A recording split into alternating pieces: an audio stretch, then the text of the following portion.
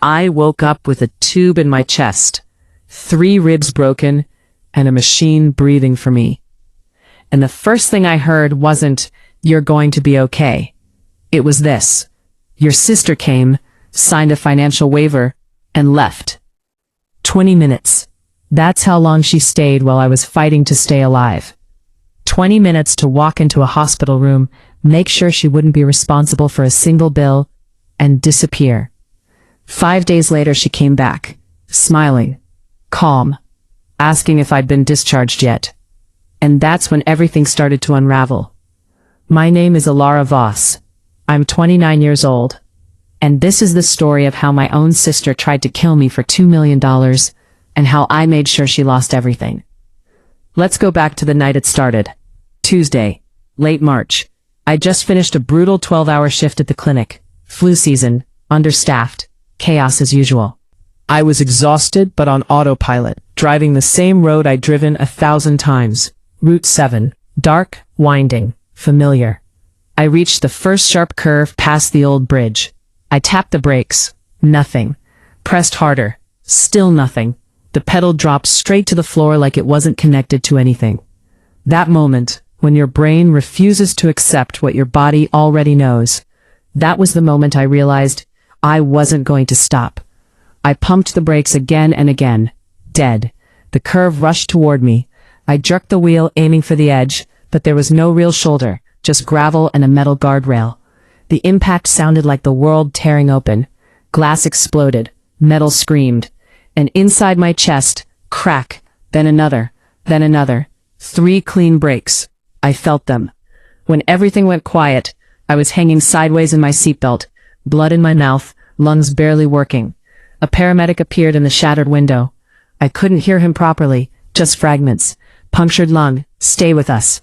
And then one sentence that stuck in my head before everything went black.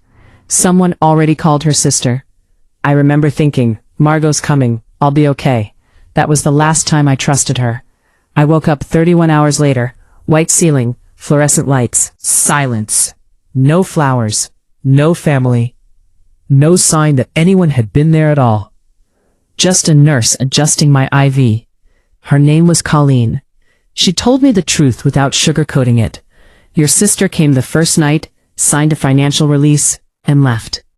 That was the moment something inside me cracked. Not my ribs, something deeper.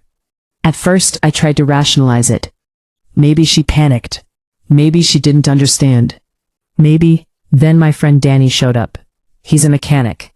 The kind of guy who can hear an engine and tell you what's wrong before you even turn it off. He didn't sit down right away, didn't smile, just looked at me and said, Alara, your brake line didn't fail. I felt the room shift. It was cut. Clean, deliberate, not an accident. And suddenly, everything rearranged itself. The dinner at my parents' house the night before.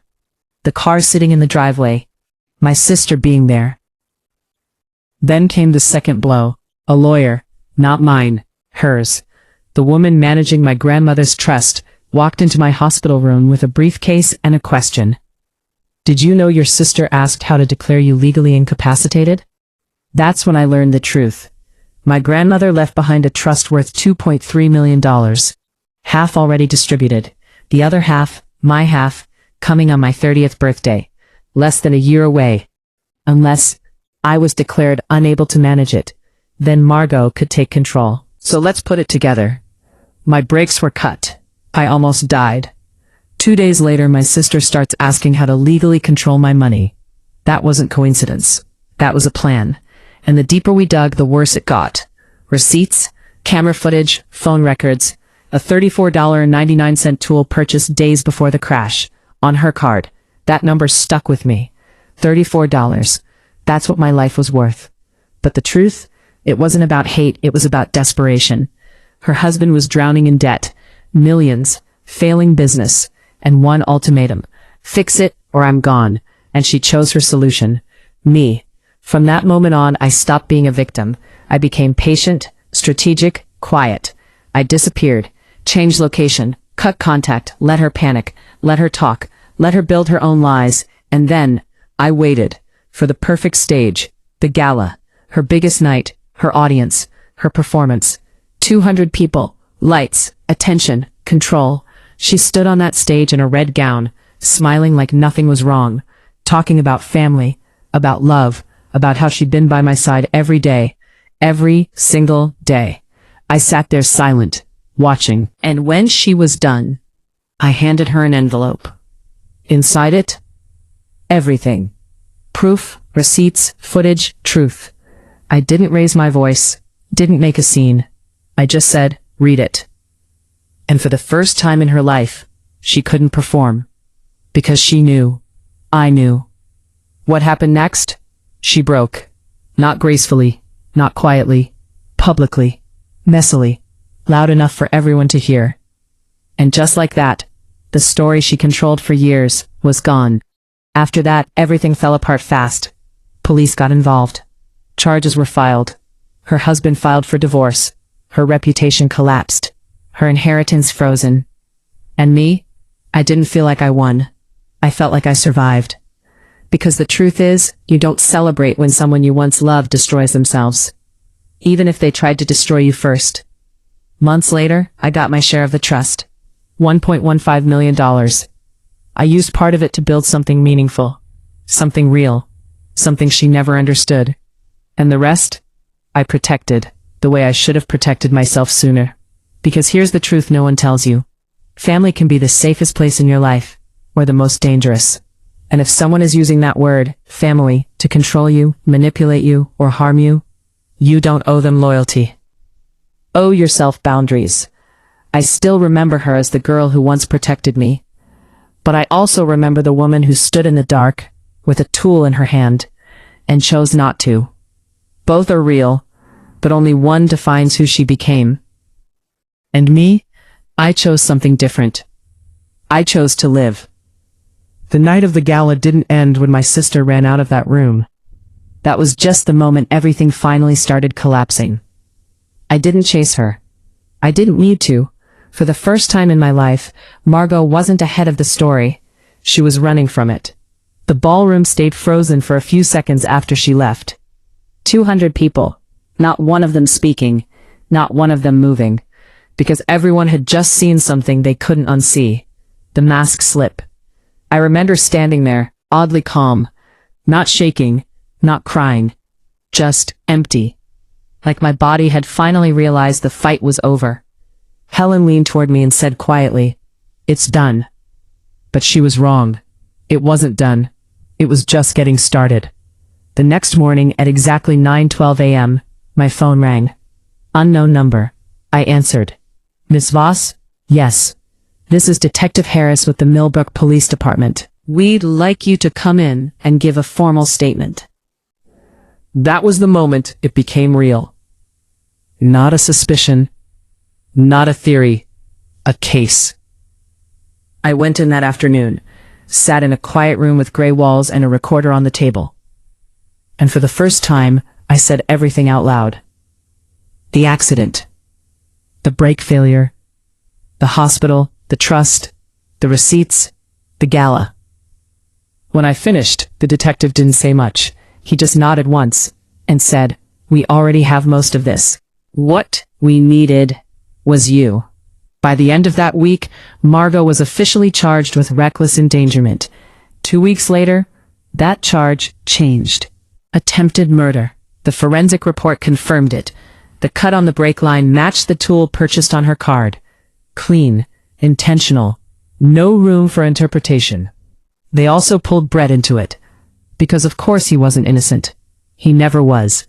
Phone records. Financial pressure. That late-night call before the damage was done.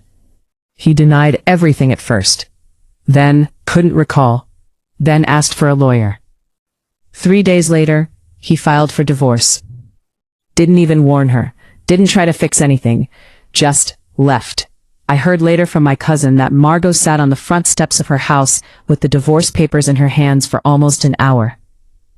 Didn't cry. Didn't move. Just stared at them like if she waited long enough, they'd disappear. They didn't. The charity board removed her within the week.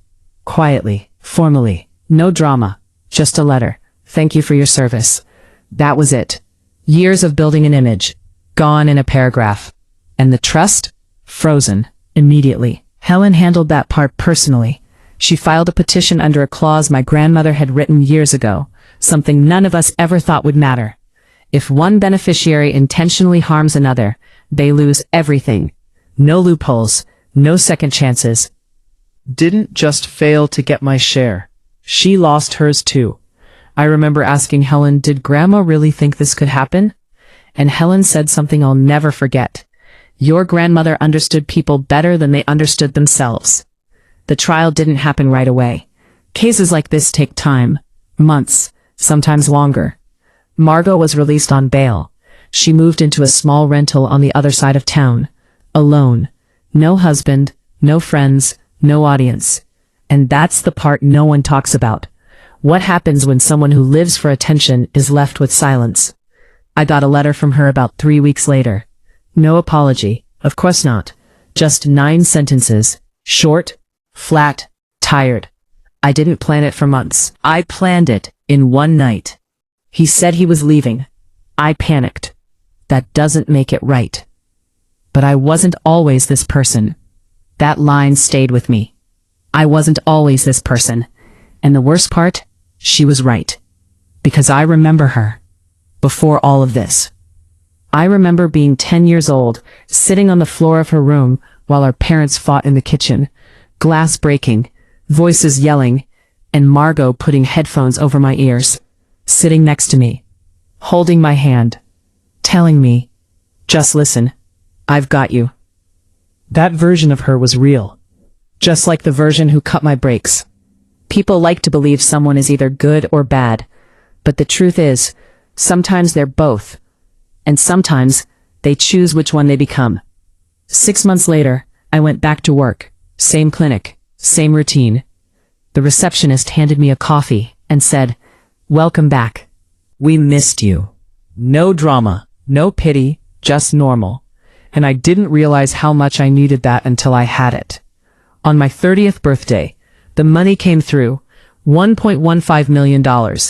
I didn't celebrate, not the way people expect. Instead, I did one thing first.